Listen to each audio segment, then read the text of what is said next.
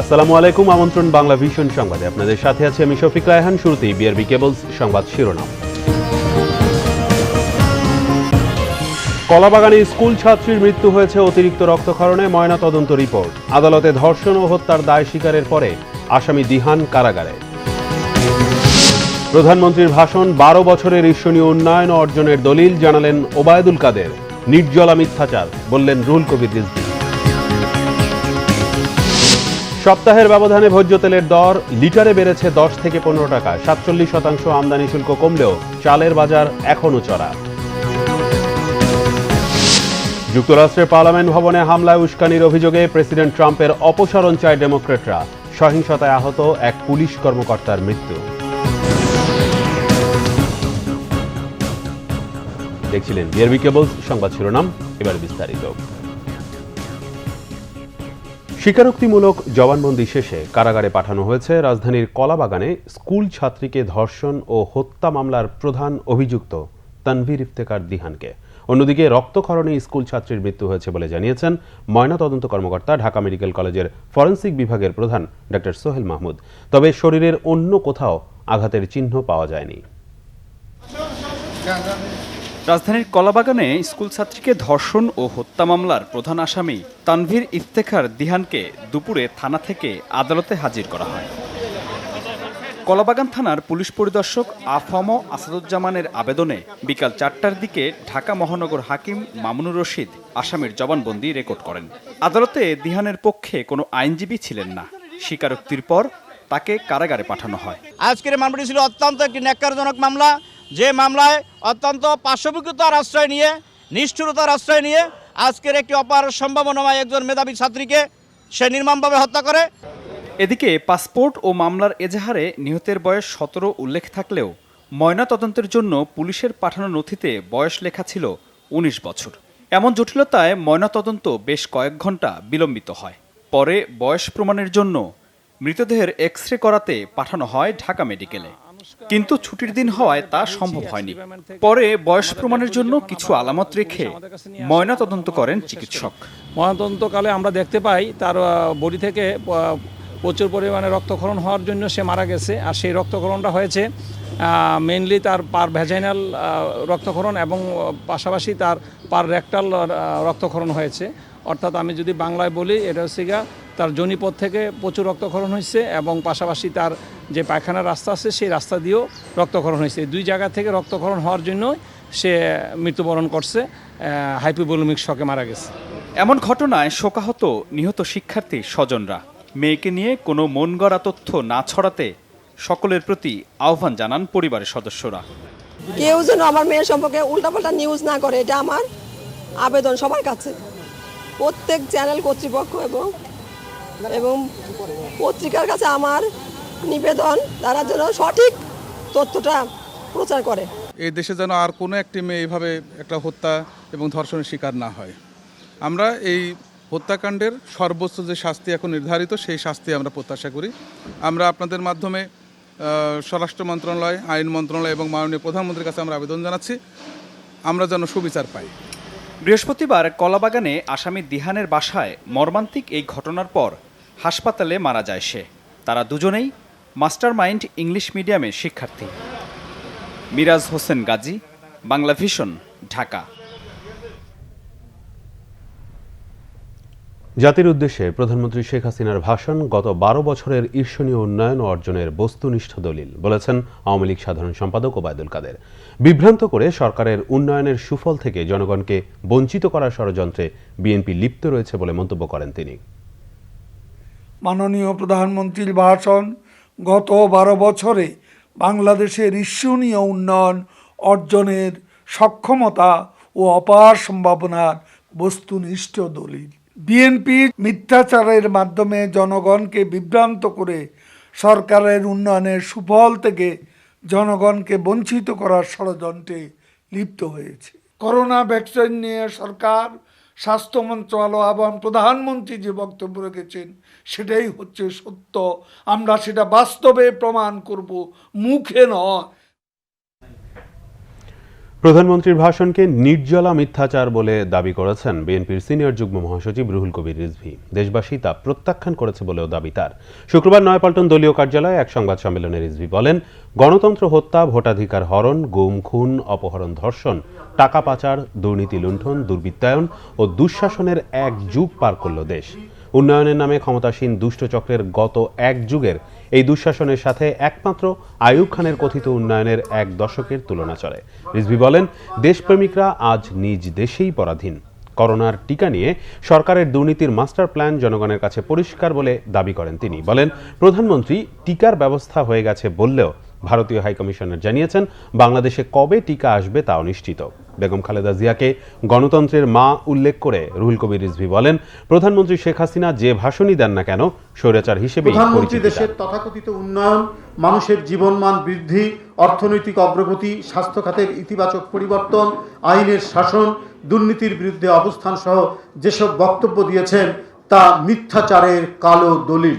দেশবাসী তার এই ভাষণ ঘৃণা ভরে প্রত্যাখ্যান করেছে। ভোটাধিকার হরণ, গণতন্ত্র মানবাধিকার হত্যা, গুম খুন, জুলুম, নির্যাতন, দুঃশাসন, লুটপাট, দুর্নীতির জন্য জনগণের কাছে করজোরে ক্ষমা চাওয়া, ক্ষমা চেয়ে ক্ষমতা ছেড়ে দেওয়া, এটাই উচিত হতো প্রধানমন্ত্রী। পুলিশ বাহিনীকে দুর্নীতিমুক্ত করতে শুদ্ধি অভিযান চলছে বলে জানিয়েছেন আইজিপি ডক্টর বেনজির আহমেদ। রাজধানীর সেগুনবাগিচায় বাংলাদেশ ক্রাইম রিপোর্টার্স অ্যাসোসিয়েশন ক্র্যাবের বার্ষিক সাধারণ সভায় তিনি কথা জানান। ডক্টর বেনজির আহমেদ বলেন, অর্থনীতি সহ বাংলাদেশ সব দিকেই এগিয়ে যাচ্ছে। এই অগ্রযাত্রায় সব ক্ষেত্রেই শুদ্ধতা দরকার, তাই নিজেদের ঘরের ভেতর থেকেই শুদ্ধি অভিযান শুরু করতে চান আইজিপি। অনুষ্ঠানে র্যাবের মহাপরিচালক চৌধুরী আব্দুল্লাহ আল মামুনও উপস্থিত ছিলেন। গঠনমূলক ভূমিকা রয়েছে। হাসপাতালের পরিচালক বঙ্গবন্ধু শেখ মুজিব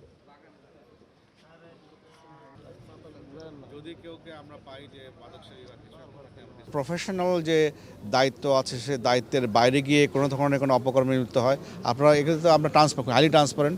আপনারা দেখেন যে তাদের বিরুদ্ধে আমরা কঠোরতম ব্যবস্থা গ্রহণ করছি এবং এই ব্যাপারে আমরা সবসময় সর্বোচ্চ কঠোরতা দিয়েই এগুলোকে আমরা নিয়ন্ত্রণ করি।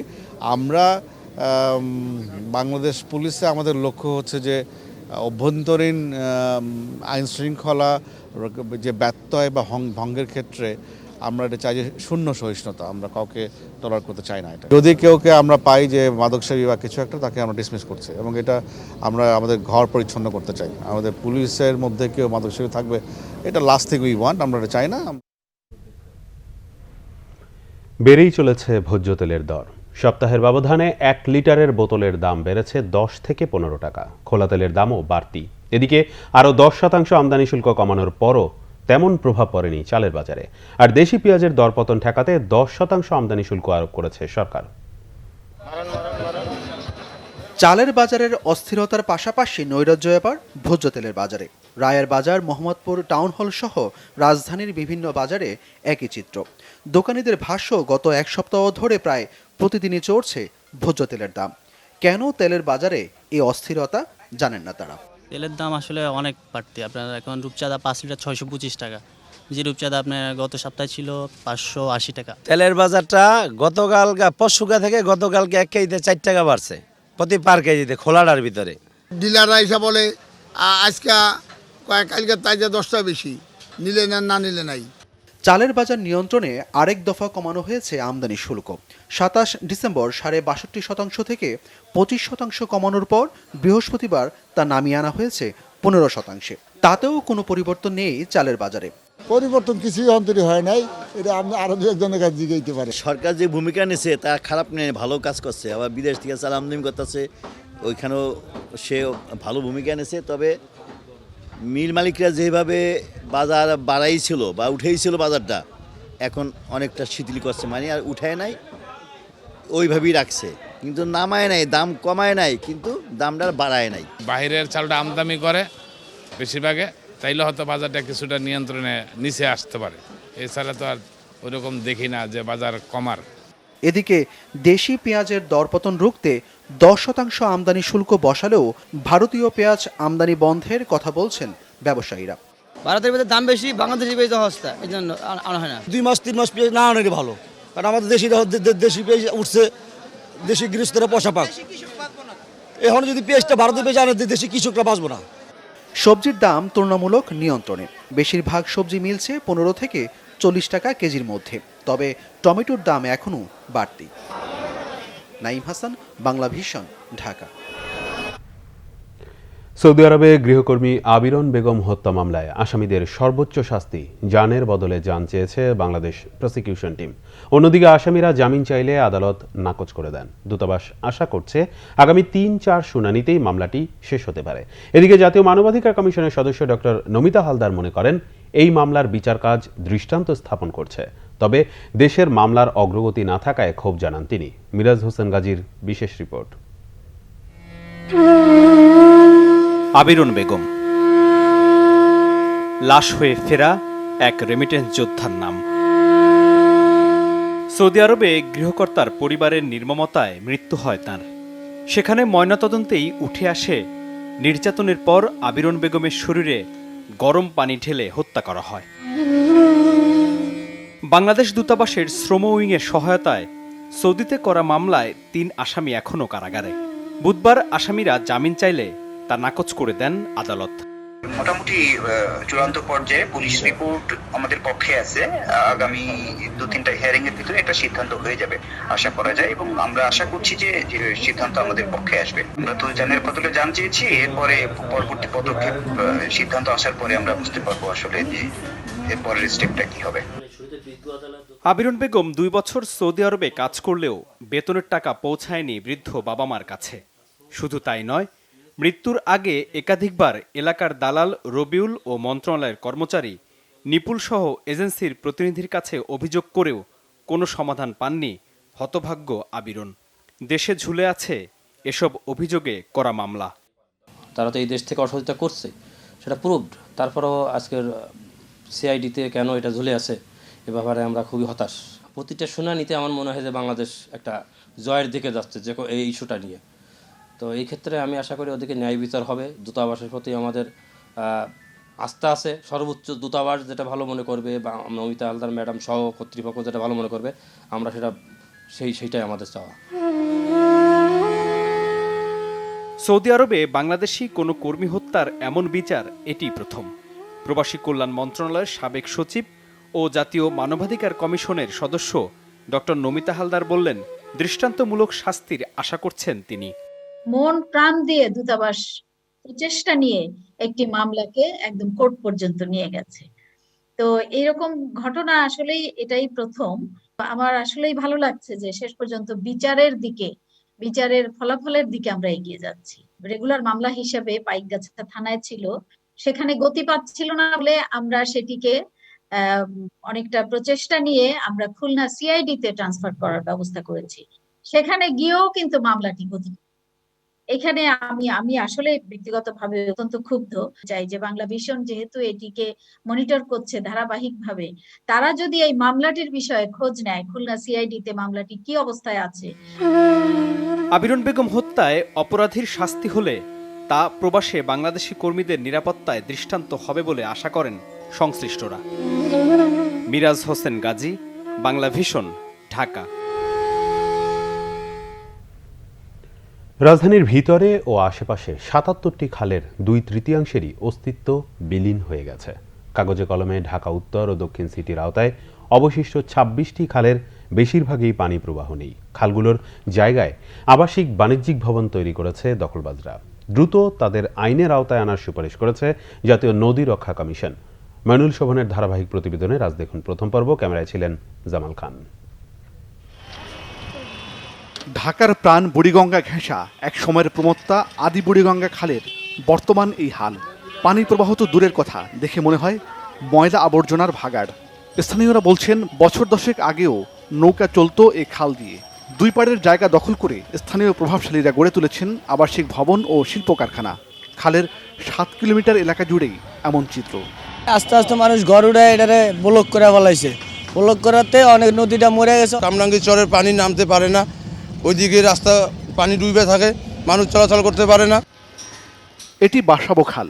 ঢাকা জেলা প্রশাসনের খতিয়ানে খালের প্রস্থ 60 ফিট, কিন্তু অবশিষ্ট নেই 20 ফিটও। খালের সীমানা চিহ্নিত করে ঢাকা ওয়াসার বসানো পিলারও মানে না দখলবাজরা। সীমানার ভেতরে এসেই গড়ে তোলা হয়েছে আবাসিক ভবন। খালের স্মৃতি স্মরণ করছিলেন স্থানীয়রা। এখানে পানি শুধু খুব সচ্ছল, এখানে অনেক মাছ ধরতে পড়া, মানে সবাই আমরা ছোটবেলা ছিলাম, আমরা মাছ ধরছি এখানে। নৌকা আসতো, নৌকা তরকারি মরকারি নৌকা আসতো, আম কাটারের নৌকা আসতো। গেল বছরের শেষ দিকে ঢাকার খালগুলো নিয়ে গবেষণা প্রতিবেদন প্রকাশ করেছে জাতীয় নদী রক্ষা কমিশন। সরেজমিন পরিদর্শনে গিয়ে ঢাকার বিলুপ্ত এবং অস্তিত্বে থাকা খালগুলোর সংখ্যা চিহ্নিত করেছে প্রতিষ্ঠানটি। কমিশনের চেয়ারম্যান বলছেন, আইনের প্রয়োগ না হওয়াতেই খালগুলোর দুরবস্থা। এ পর্যন্ত যতটুকু জানি ৭৭টা খাল বের করতে পেরেছি আমরা, 77। এর মধ্যে 26টি আছে যেটা ওয়াসাকে দেওয়া হয়েছিল। সেখানে কে কে দখল আছে, দখলদারদের তালিকা পর্যন্ত নেই। খাল বলেন, নদী বলেন, যে নামেই তাকে দেন না কেন, এবং এই যে এইটা যে দখল করবে তিনি 133 ধারায় অপরাধ করবে এবং পুলিশ তাকে ধরবে। ঢাকা উত্তর ও দক্ষিণ সিটির মোট 26টি খালের রক্ষণাবেক্ষণের দায়িত্বে ছিল ঢাকা ওয়াসা। এসব খালগুলোর সাথে নদীর সংযোগ থাকলেও দখল ও দূষণের কারণে পানি প্রবাহ নেই দু একটি ছাড়া কোনোটিতেই, যার পরিণতিতে বর্ষা মৌসুমে পানিমগ্ন তিলোত্তমা ঢাকা। দীর্ঘদিনের দূষণ আর দখলে মৃতপ্রায় সব খাল দেখে বোঝার উপায় নেই যে নগরীর বুকে আলাদা সৌন্দর্য নিয়ে বয়ে চলতে সব খাল। কর্তৃপক্ষের উদাসীনতায় বিলুপ্ত প্রায় এই খালগুলোকে নতুন করে পুনরুদ্ধারে সরকারি ঘোষণায় খুশি নগরবাসী। তবে কাজটিকে বেশ কঠিন ও চ্যালেঞ্জের বলে মনে করছেন বিশেষজ্ঞরা। মাইনুল শোভন, বাংলা ভিশন, ঢাকা। করোনায় দেশে একদিনে আরও 16 জনের মৃত্যু হয়েছে। এ নিয়ে করোনায় মারা গেলেন 7,734 জন। শুক্রবার স্বাস্থ্য অধিদপ্তরের প্রেস বিজ্ঞপ্তিতে জানানো হয়, 24 ঘন্টায় অ্যান্টিজেন টেস্ট সহ 13,681টি নমুনা পরীক্ষায় 785 জনের করোনা শনাক্ত হয়েছে। এ নিয়ে মোট করোনা শনাক্ত হল 5,20,690 জন। 24 ঘন্টায় সুস্থ হয়েছেন 833 জন। এ পর্যন্ত করোনা থেকে সুস্থ হয়েছেন 4,65,279 জন। 24 ঘন্টায় শনাক্তের হার 5.74, সুস্থতার হার 89.36 এবং মৃত্যুর হার 1.49।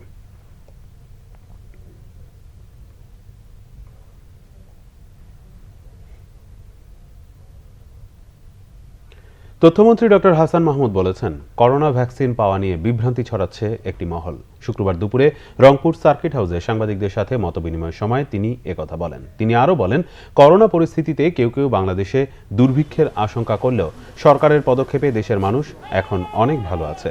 তথ্যমন্ত্রী বলেন, বাংলাদেশে গণমাধ্যমের যে স্বাধীনতা রয়েছে তা অনেক উন্নত দেশেও নেই। সাংবাদিকদের বস্তুনিষ্ঠ সংবাদ পরিবেশনের আহ্বান জানান তিনি। গণতান্ত্রিক কঙ্গো প্রজাতন্ত্রে প্রথমবারের মতো নাইট ভিশন প্রযুক্তির মাধ্যমে মেডিকেল ইকুইভেশন মিশন সম্পন্ন করেছে বাংলাদেশ বিমান বাহিনী। ডেমোক্রেটিক রিপাবলিক কঙ্গোতে জাতিসংঘ শান্তিরক্ষা মিশনে বৃহস্পতিবার রাতে MI-17SH হেলিকপ্টারের মাধ্যমে নাইট ভিশন প্রযুক্তির সাহায্যে মেডিকেল ইকুইভেশন মিশন সম্পন্ন করে। বাংলাদেশ বিমান বাহিনী কন্টিনজেন্ট ডেমোক্রেটিক রিপাবলিক কঙ্গোর বুনিয়া থেকে দূরবর্তী বে ও নামক দুর্গম ক্যাম্প থেকে এই মিশন পরিচালনা করা হয়। সন্ধ্যা 6টা 50 বিমান বাহিনীর গ্রুপ ক্যাপ্টেন আব্বাস জিডিপির নেতৃত্বে এয়ার ক্রুদের একটি টিম বিমান বাহিনীর MI-17SH হেলিকপ্টার নিয়ে এই মিশন সফলভাবে পরিচালনা করে। জাতিসংঘ এক টুইটে বাংলাদেশ বিমান বাহিনীর পেশাদারিত্বের প্রশংসা করেছে। উল্লেখ্য, গ্রুপ ক্যাপ্টেন আবু সাইদ মেহবুব খান জিডিপির নেতৃত্বে বাংলাদেশ বিমান বাহিনীর কন্টিনজেন্ট ব্যান এয়ার 18 কঙ্গোতে জাতিসংঘ শান্তিরক্ষা মিশনে নিয়োজিত আছে। করোনার কারণে পিছিয়ে যাওয়া চট্টগ্রাম সিটি কর্পোরেশন নির্বাচনের দ্বিতীয় দফা প্রচারণা শুরু হয়েছে। স্মার্ট সিটি উপহার দিতে নৌকায় ভোট চাইলেন আওয়ামী লীগ প্রার্থী রেজাউল করিম চৌধুরী, আর পরিকল্পিত চট্টগ্রাম গড়ে তুলতে চান বিএনপি প্রার্থী ডক্টর শাহাদাত হোসেন। শুক্রবার বাদ জোহর মহানগরীর লালদিঘি, জেল রোড, আন্দরকিল্লা এলাকায় গণসংযোগ করেন বিএনপি প্রার্থী ডক্টর শাহাদাত হোসেন। এ সময় তিনি নির্বাচন কমিশনের সমালোচনা করেন। প্রচারণায় সামাজিক যোগাযোগ মাধ্যম ব্যবহারের পাশাপাশি প্রশাসনকে নিরপেক্ষ ভূমিকা পালনের আহ্বান জানান ডক্টর শাহাদাত। এ সময় মহানগরীর বহদ্দারহাট এলাকায় গণসংযোগ করেন আওয়ামী লীগ প্রার্থী রেজাউল করিম চৌধুরী। উন্নয়নের জন্য নৌকায় ভোট চান তিনি।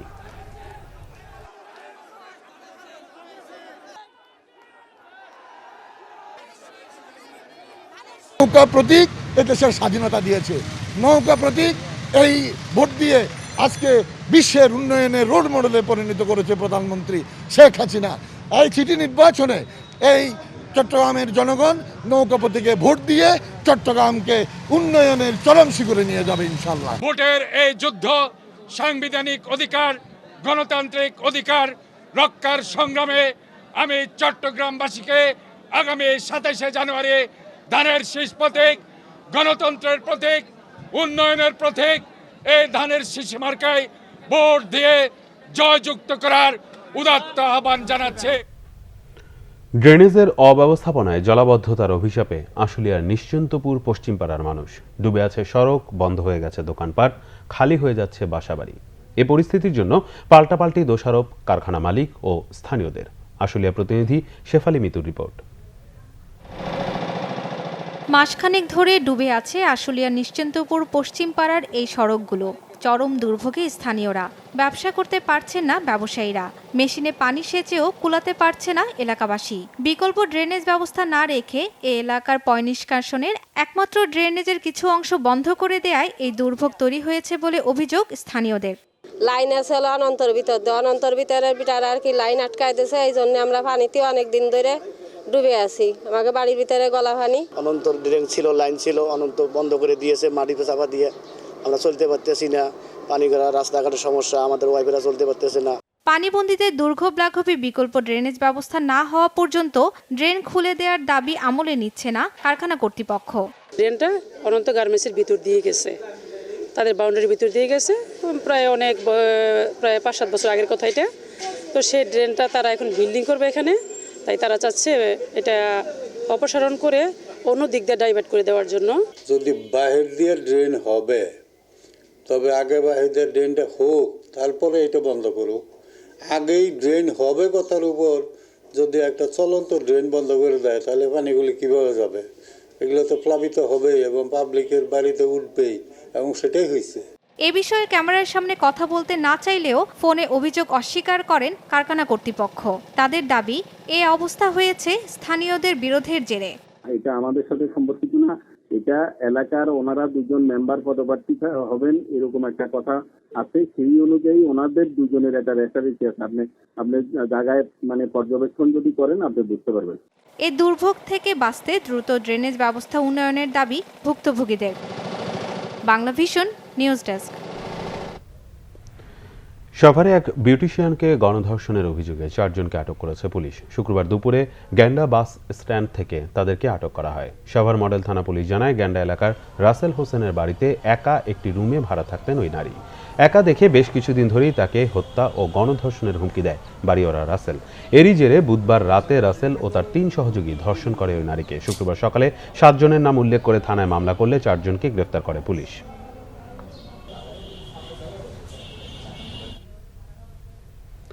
এমএস রডের অস্বাভাবিক মূল্য বৃদ্ধিতে দেশীয় নির্মাণ প্রতিষ্ঠান ভয়াবহ সংকটের মধ্যে পড়েছে বলে দাবি করেছে দেশীয় ঠিকাদারদের সংগঠন Bangladesh association of construction industry বিএসসিআই।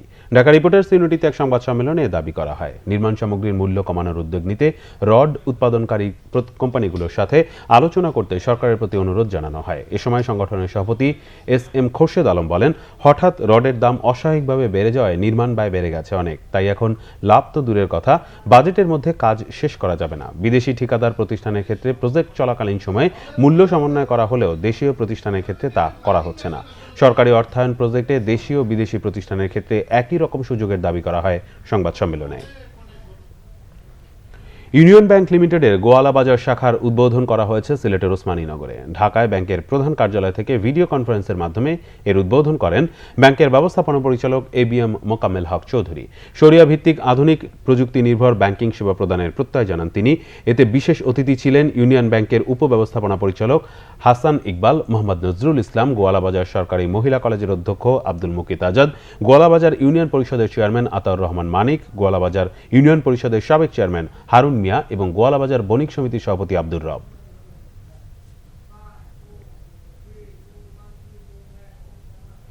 মোড়ক উন্মোচন করা হয়েছে এটি হক লিমিটেডের নতুন পণ্য ডার্ক ও হোয়াইট চকলেট সহ 3টি ভিন্ন স্বাদের চকলেট ডাইজেস্টিভ বিস্কুটের। খুলনার একটি হোটেলে আয়োজিত অনুষ্ঠানে প্রধান অতিথি ছিলেন এটি হক লিমিটেডের ব্যবস্থাপনা পরিচালক আদম তমিজি হক। এ সময় পণ্যের বিভিন্ন দিক তুলে ধরেন কোম্পানির ব্র্যান্ড অ্যাম্বাসেডর অভিনেতা জিয়াউল ফারুক অপূর্ব, তাসনিয়া ফারিন ও এটি হকের নির্বাহী পরিচালক কাজী তৌহিদুজ্জামান। অনুষ্ঠানে কোম্পানির ঊর্ধ্বতন কর্মকর্তা, পরিবেশক ও বিক্রয় প্রতিনিধিরা অংশগ্রহণ করেন। এ সময় বেস্ট পারফর্মারদের মাঝে পুরস্কার ও সম্মাননা তুলে দেন এটি হকের ব্যবস্থাপনা পরিচালক আদম তমিজি হক। অনুষ্ঠান শেষে মনোজ্ঞ সাংস্কৃতিক অনুষ্ঠানের আয়োজন করা হয়।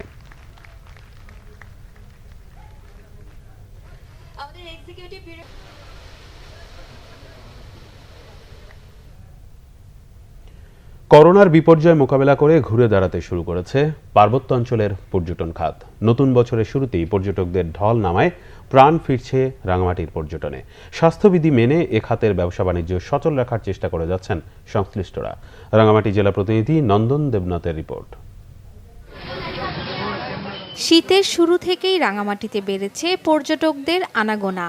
অরণ্য, পাহাড়, ঝর্ণা আর হ্রদের শহরে বছরের প্রথম দিন তিল ধরনের ঠাঁই ছিল না। রাঙামাটির হোটেল মোটেলগুলোতে বেড়েছে বুকিং। প্রাকৃতিক সৌন্দর্য দেখে মুগ্ধ পর্যটকরা। নববর্ষের উপলক্ষে আসতে ঘুরতে খুব ভালো লাগছে। পরিবেশ আছে ভালো, কিন্তু কোনো মানুষের মুখে মাস্ক নাই। কাপ্তাই হ্রদে ভ্রমণে স্বাচ্ছন্দ্য বোধ করেছেন বাইরের পর্যটকরাও। প্রায় 4 ঘন্টা লাগলো, বিভিন্ন স্পট ঘুরে এসেছি। ভালো, কিন্তু একটু ভিড় বেশি, এটাই সমস্যা করোনার টাইমে তো।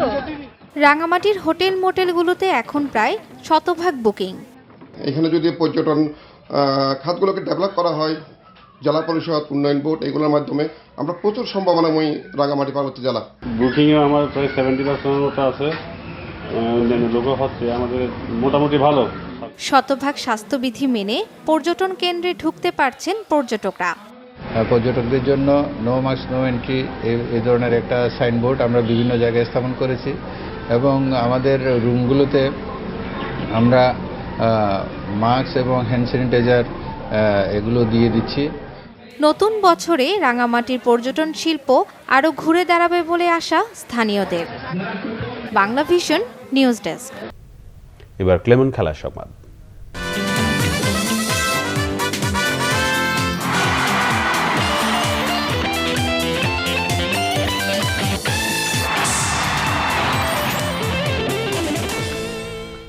দাবা সম্ভাবনার খেলা দাবায় নতুন খেলোয়াড় তৈরিতে গুরুত্ব দিতে হবে বয়সভিত্তিক পর্যায়ে। দাবার উন্নয়নে প্রয়োজন কর্পোরেট সহযোগিতা, বলেছেন গ্র্যান্ড মাস্টার রিফাত বিন সাত্তার। 5 জন গ্র্যান্ড মাস্টারের পর নতুন করে উঠে আসছে না আর কোনো গ্র্যান্ড মাস্টার। দীর্ঘমেয়াদী পরিকল্পনা না থাকায় এই ঘাটতি তৈরি হয়েছে বলে মনে করেন রিফাত। একসময় দাবায় যেমন সুনাম ছিল তেমন গৌরবও ছিল বাংলাদেশের। 1987 সালে দেশের প্রথম গ্র্যান্ডমাস্টার উপাধি পাওয়া নিয়াজ মোর্শেদ দক্ষিণ এশিয়ারও প্রথম গ্র্যান্ডমাস্টার।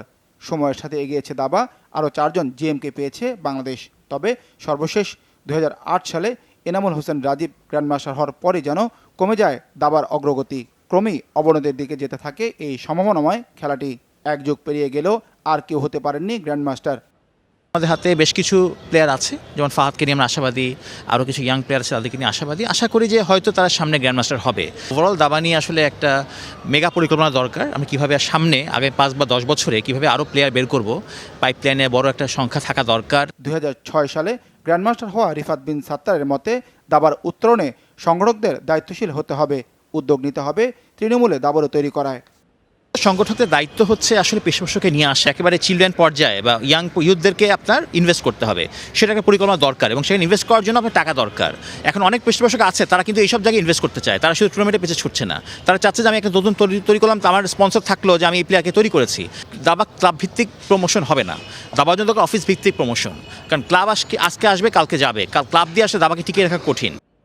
ক্যালেন্ডারে আছে বিভিন্ন টুর্নামেন্টের নাম, কিন্তু নিশ্চয়তা নেই তা আয়োজনের। কয়েক বছর ধরেই হয় না কোনো জিএম টুর্নামেন্ট, যা উন্নয়নের পথে বড় অন্তরায় মনে করেন রিফাত। যারা গ্র্যান্ড মাস্টার আছি বা ইন্টারন্যাশনাল মাস্টার আছি, আমাদের কিন্তু টুর্নামেন্ট নেই। গত অনেক বছর ধরে আমি ইন্টারন্যাশনাল জিএম টুর্নামেন্টই দেখছি না, ফলে আমরাও দেখাতে পারছি না আমরা কী রেজাল্ট করতে পারি। আমার মনে হয় সেখানে এক ধরনের কিছু দরকার। সেক্ষেত্রে কিছু জিএম হতে পারবে, কিছু আইএম হতে পারবে, কিছু রেটেড প্লেয়ার তৈরি হবে। সেই জায়গাতে আসলে একটা বড় ধরনের গ্যাপ পড়ে গেছে। ফলে দুই জায়গায় কাজ করা খুব জরুরি। একটা হচ্ছে যারা অলরেডি এস্টাবলিশ প্লেয়ার তাদের জন্য কিছু টুর্নামেন্ট করা, যাতে ওখান থেকে রেজাল্ট এনে আমরা দেখাতে পারবো। আর একটা হচ্ছে একেবারেই একদম খুব ছোটো বয়সের বাচ্চাদের জন্য কিছু প্ল্যান করা, একাডেমির মাধ্যমে, প্রশিক্ষণের মাধ্যমে। হতাশাকে পেছনে ফেলে রিফাতের আশা নতুন বছরে গতিশীল হবে দাবা ফেডারেশনের কার্যক্রম। এবং ফেডারেশনকে এই কথা বলি। মানিক মাহমুদ, বাংলা ভিশন, ঢাকা। আমরা মডেলগুলোকে দেখে। সংবাদ শেষ করব বিআরবি কেবলস শিরোনামগুলো আরেকবার জানিয়ে। কলাবাগানে স্কুল ছাত্রীর মৃত্যু হয়েছে অতিরিক্ত রক্তক্ষরণে, ময়নাতদন্ত রিপোর্ট। আদালতে ধর্ষণ ও হত্যার দায় স্বীকারের পরে আসামি দিহান কারাগারে। প্রধানমন্ত্রীর ভাষণ 12 বছরের ঈর্ষণীয় উন্নয়ন ও অর্জনের দলিল জানালেন ওবায়দুল কাদের। নির্জলা মিথ্যাচার বললেন রুহুল কবির রিজভী। সপ্তাহের ব্যবধানে ভোজ্য তেলের দর লিটারে বেড়েছে 10 থেকে 15 টাকা। 47% আমদানি শুল্ক কমালেও চালের বাজার এখনো চড়া। যুক্তরাষ্ট্রের পার্লামেন্ট ভবনে হামলা উস্কানির অভিযোগে ট্রাম্পের অপসারণ চায় ডেমোক্র্যাটরা। বাইডেনের শপথ গ্রহণ অনুষ্ঠানে যাবেন না ট্রাম্প।